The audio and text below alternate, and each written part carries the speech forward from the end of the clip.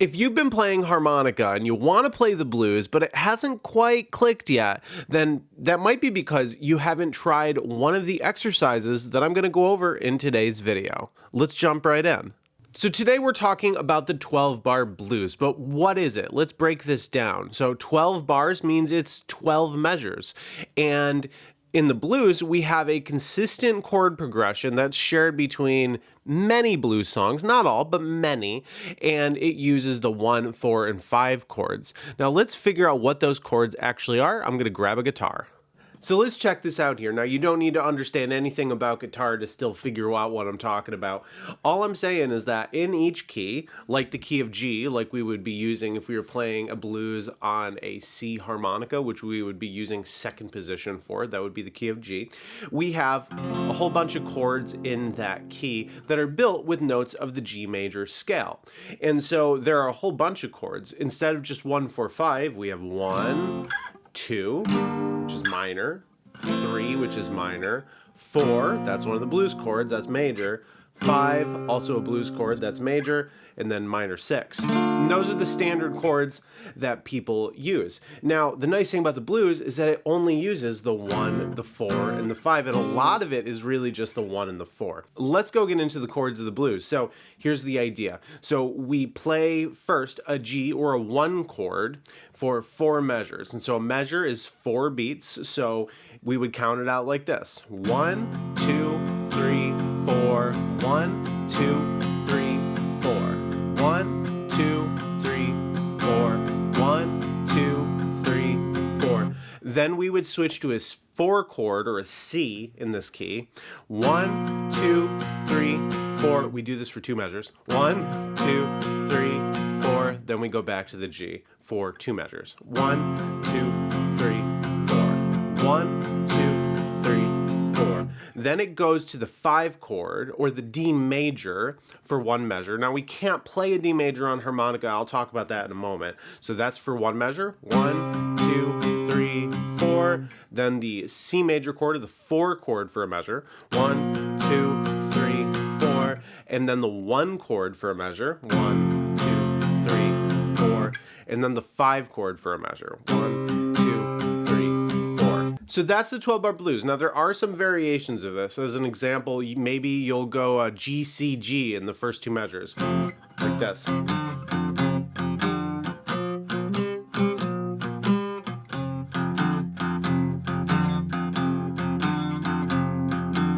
So just know that the pattern can change a little bit. Sometimes the last chord is a 1 chord and not a 5 chord. So note that the 12-bar blues, while it is something that pretty much every blues song follows, there might be some specific differences in the song that you are playing over. Let's go over how these notes match up with our harmonicas. So we can play the G, or the 1 chord, on 2, 3, and 4 draw. You can also extend that a little bit. It still is essentially the same chord. Then the blow, the 4 chord, is going to be the C, which is blowing all the way across the harmonica.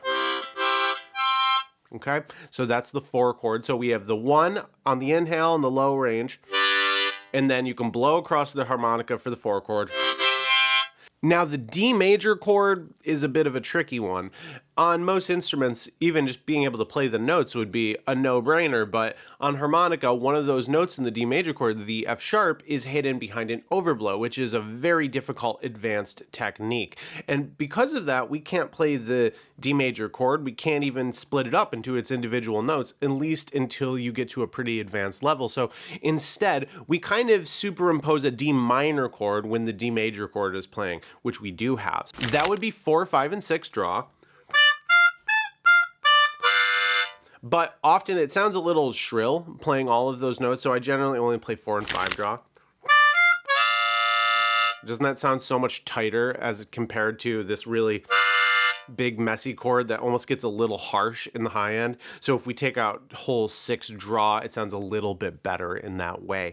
And so with that, we have 3 chords that are pretty good over the blues. Again, that D minor is a little strange because we do expect D major, but it just is part of the harmonica's characteristic sound, okay? Now that we've figured out the chords, we also got to figure out what the root notes of the chords are. That's the bottom note of the chord.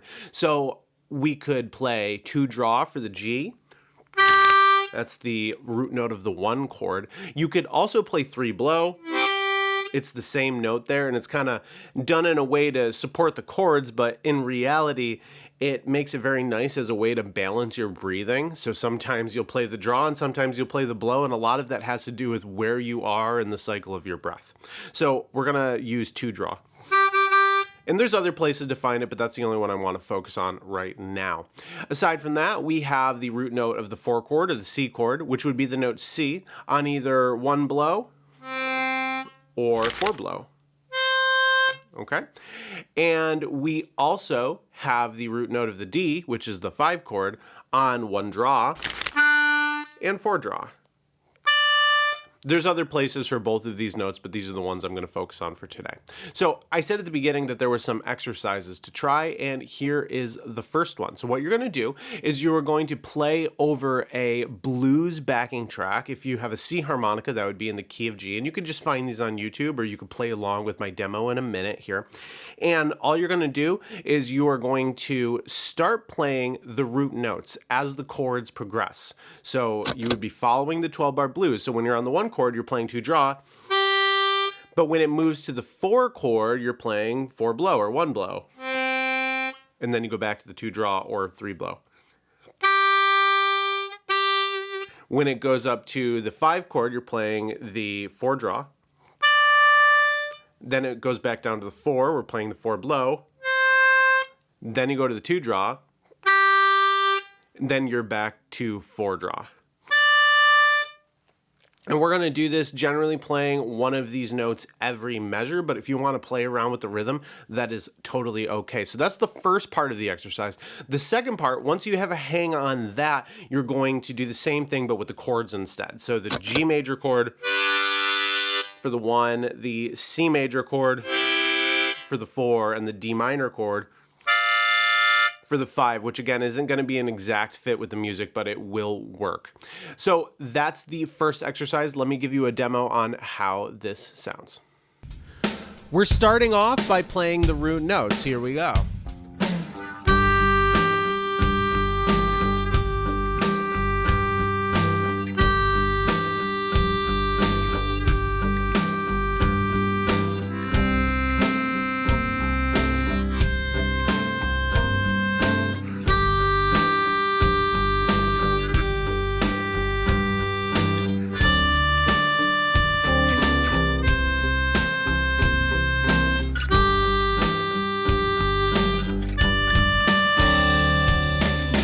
After you got the hang of that, then you're going to play the chords like this. I'm just going to jump in with the chords once I stop talking. Here we go. 1, 2, 3, 4.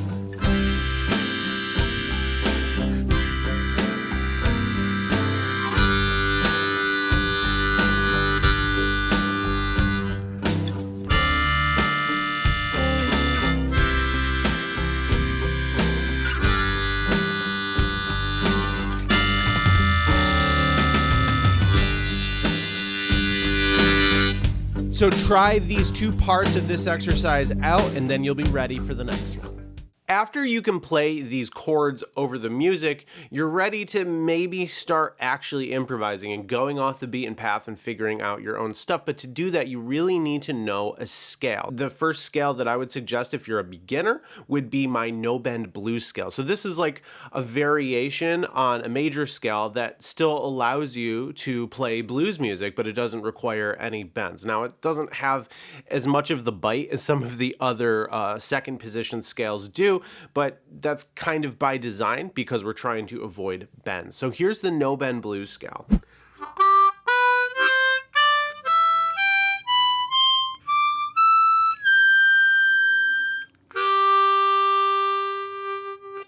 So that's the scale that I suggest you use if you are a beginner. If you are more advanced, if you can bend already, you might want to play the major pentatonic or the blues scales. I'm not going to go over that in this video, but if you want to learn about the different scales on harmonica and get a reference that will help you pick up all of the main scales that we can play, then you should check out my free scale cheat sheet download. It's in the description. It's free. It's just going to give you some of these notes here that you can practice. Now let's talk about practice. practice. So the best way to practice your scales, once you can just piece together all the notes, is to play over a metronome or something else that's just keeping that time for you that can help you improve your rhythm. And this is important, but this lesson isn't about that. So you need to go practice your scale. You can look into other stuff that I've released on that or check out that scale cheat sheet. And inside there is a video helping you practice. So you can go figure that out. So you want to do a little bit of scale practice and then you are ready for the next exercise. For the second exercise here, what you're going to do is you're going to play your scale over a blues backing track. You're just going to go up and down your scale. So that's what we're going to do. So check it out. This next exercise has us playing the notes of the scale over the progression. Try to be kind of free with your rhythm. Try to make it fit the song. Here we go.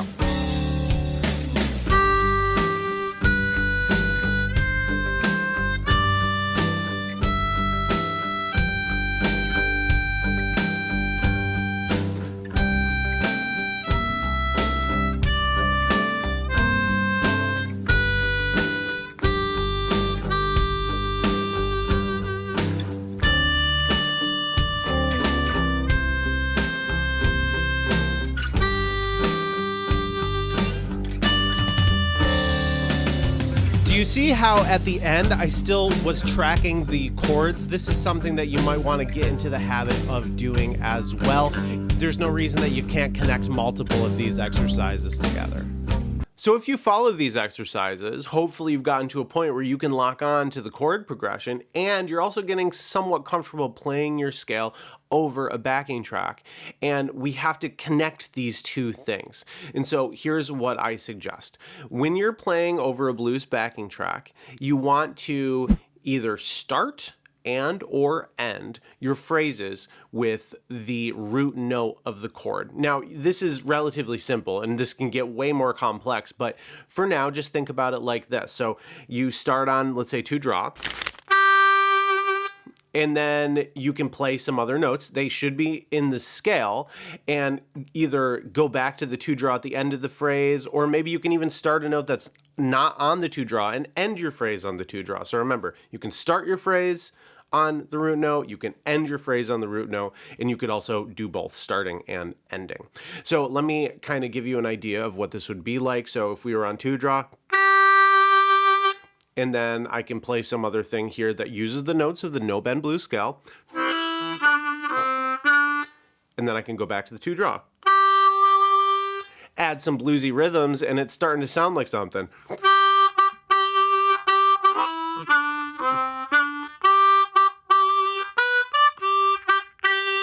Right? And you have to bring some of those bluesy rhythms, and we'll talk about how to get those in your head in a minute. But for right now, what I want to do is I want to show you a demo where I am improvising using this exercise, where I am practicing linking my phrases to the chord progression of the blues by either starting, ending, or starting and ending my phrases on the root notes or the chords that we just went over. So check it out. Now I'm going to either start and or end my phrases with one of those root notes using the scale. Here we go.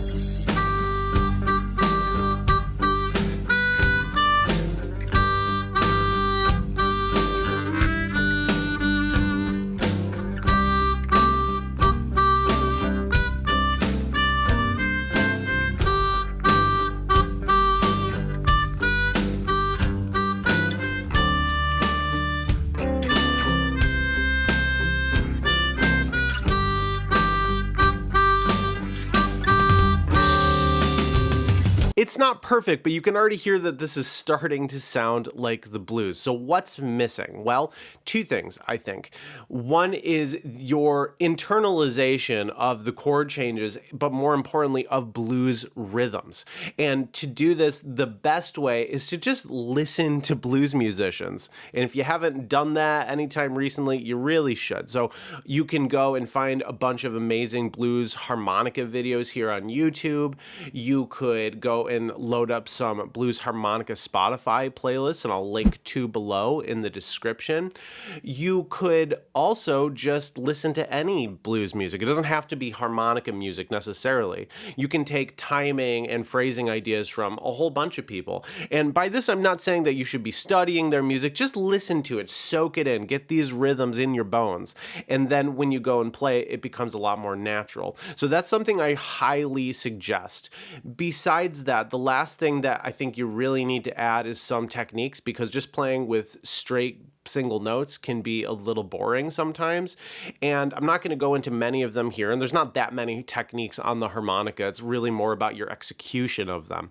But two that I suggest you work on in the beginning is trills. That's 4 and 5 draw, let's say, together, and you play them very quickly back and forth. Could be that fast, could be like double that speed. Now, if you notice, I personally have to switch my hand to go that fast, and that might be something you need to do as well.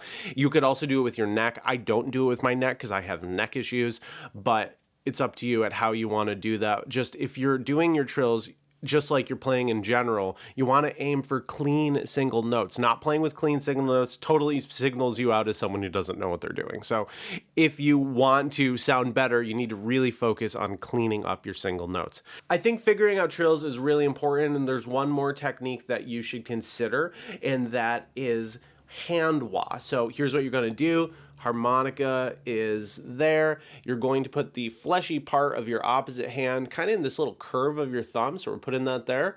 We're collapsing our the rest of our hand back to the other side. Our first hand curves down, the other hand curves up. So that's how you do it. So practice that for a little bit, and then you add it back into your improvisation afterwards. In the final exercise, we're going to put all of this stuff together, okay? So what you're going to do is you are going to, remember, start and or end your phrases on a root note, and then just do some playing otherwise. Maybe you can start using some bluesy rhythms that you might have picked up from listening to some blues music, and every once in a while you throw in a technique like a trill or a held note that has some wah.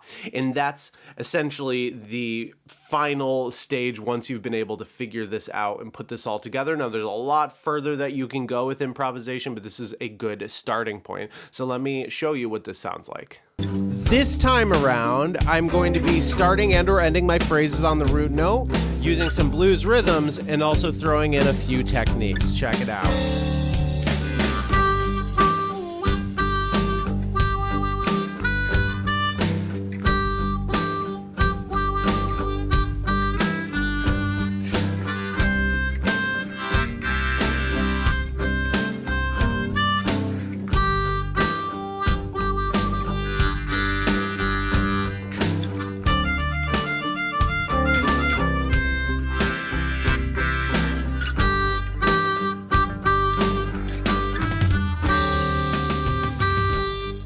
I hope that was helpful. Make sure to grab my free scale cheat sheet. And if you want to really take this to the next level, then you should watch this video up here, which will give you a solid plan of learning how to improvise this week. I'll see you in the next one. Peace.